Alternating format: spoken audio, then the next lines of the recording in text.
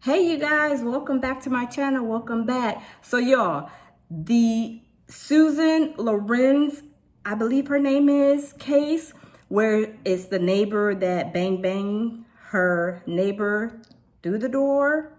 Do you guys remember that case out in Florida last year? So the case goes a little something like this. The lady AJ had two little boys, and her neighbor Susan, from what I gather, you guys, this is just my opinion, my, thoughts about what happened. Susan was an older lady, and it was like she was taunting and doing things to the little kids, AJ's two little boys. So AJ got upset somehow, went to go bang on Susan's door, and Susan got her pow pow and stepped back from the door. And when AJ was banging on her door, Susan banged her, and the bullet went through the door, hit AJ, and unalived AJ. So that case is out of Florida. So you guys, so this is day 3 today, but yesterday on day 2, the judge had, I don't know if it was a state or defense, they called one of the neighbors, right? The neighbor's name that was on the witness stand testifying, her name was Rosalie Smith. Y'all, shenanigans. So Rosa got on the stand. The defense was asking her questions like, where do you live? She said where she lived, of course. Do y'all know she said she lived like a football field away from Susan and where the incident happened? But supposedly she heard the banging and the loudness and everything going on at Susan's house. How are you a whole football field away and you hear some banging and all this loudness a whole football field away, y'all? I'm not going for that. I'm not going for that. But another thing, Rosalie Smith, when she got on the stand, the defense was asking her to describe the neighborhood that they lived in, right? Do y'all know Rosalie Smith said that it is a little bit above the hood? That's how she described their neighborhood. So the judge was like, no. I'm not gonna let this witness, Rosalie Smith, get on the stand and say that the neighborhood was a bit above the hood. The judge was like, no. That is like a racial connotation, as if it was like a racial, connotation, like as if it's a black neighborhood. So the judge was like, no, she needs to use better words than a little bit above the hood, because it is racially discriminating against black people, because there's other people in the neighborhood that can commit crimes as well as any other race. I like the judge for that, because you know what? He was being so transparent there, because they're trying to make it look as if this neighborhood was a hood, the ghetto, whatever you want to call it. And if AJ was, like a hood girl or something. That's how I took it, y'all. This is just my opinion, you guys. That's how I took it. But the judge, he's like, no, we're not doing that. The judge was like, no, she's going to have to use a better word terminology. She's going to have to use something better than a step above the hood, because I'm not going to allow her to say that on the stand. So the judge stopped her. He told her to stand outside, go outside the courtroom. He talked to the state and the prosecutors, the prosecution, and that's what he basically told them. Like, I'm not allowing her to use a little bit above the hood as a description of the neighborhood. I'm not going to allow her to do it, because it's racially, a racial connotation of what the neighborhood looked like, insinuating just like, the hood, black folks, and trying to, put that narrative together. No. And like I said, I like the judge for that. So then when they called her back in and she got back on the stand, it was a better selection of words. So she described it in a better way. I can't remember her words, but it wasn't a little bit above the hood. But y'all, sometimes people will try to make you believe that just because you are in a low income, if your income is lower and you live in a certain spot, just because you live there doesn't mean that you are hood, that you're ghetto, that you are, put in that category as being a hood or ghetto just because you're black. No, that's not right. And just like the judge said, my hat goes off to him because he was so transparent about that. He's like, I'm not going to let her say that on the stand. You're not going to do that. No, you're not going to do that because it's racially like insinuating something.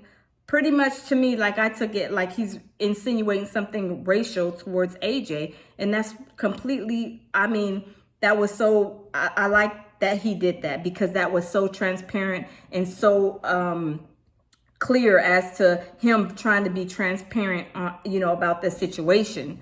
So y'all, I am so glad that happened. The judge stepped in and he was like, he just stopped everything, had her get off the stand, go outside. And, he nipped that in the bud. And then they carried on. She chose better selection of words and they were able to, finish out her being a witness and, testifying or whatever.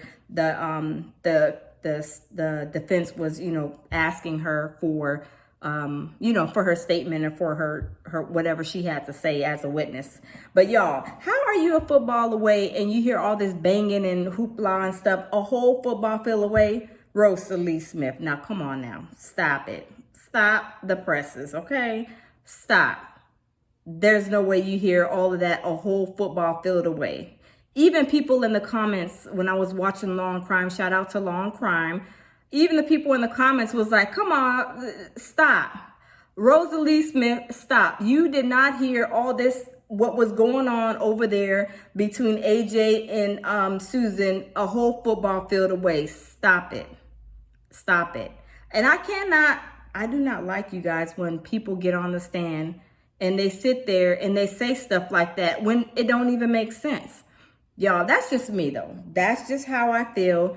That is what happened yesterday on day 2 of the Susan Lorincz case. Neighbor that, pow-powed her neighbor. And it's so sad because, y'all, AJ had 2 little boys. So now her boys, are without their mother now because of this. Now, Susan, she didn't have to get that pow-pow and take that into her own hands. She could have answered the door and, took care of it like an adult. But to me, I feel like she had a motive. Like she had 2 pow-pows in her house. Why did she have to go to the pow-pow instead of just opening the door and seeing what was going on and talk it out like adults should talk it out, especially when you have children. When you have children and you have a situation, you're supposed to be an adult, knock on your neighbor's door, see if you guys can talk about it, not sit there and argue about it and not sit there and, handle it like a child. Like you got to handle things like an adult because you want to show your children that it doesn't have to come to a situation like that. We could talk it out. It's okay. Everybody does not, neighbors don't always agree to stuff, but you can agree to disagree respectfully. And you guys can talk about it like adults, and you want to show your children, hey, this is how you handle this, And I know AJ, they said she was banging on the door because she was pretty upset because from what I understand, like this woman, Susan, it's like she was doing things to hurt AJ's children. And AJ was upset, which I would too. If this older lady is sitting here doing, saying this and taunting my children and, just doing things just to be nasty and spiteful, I would be upset too. A lot of parents would be upset, And I'm not saying that maybe AJ shouldn't have been, banging on the door as hard and loud, but that's just the way she expressed herself. She was upset because this lady kept on from what I've read and understood. So, y'all, that is the update as far as the Susan Lorincz case. So that case is underway. I believe they're going to be probably done with this in a day or a couple of days or something like that because they're like going through this case like really super fast. I think that she is guilty of, yes, of unaliving AJ, and she should face the music on it. Because there's no way that you should have, you called 911 and then you pow-powed AJ. You could have waited for the police to come.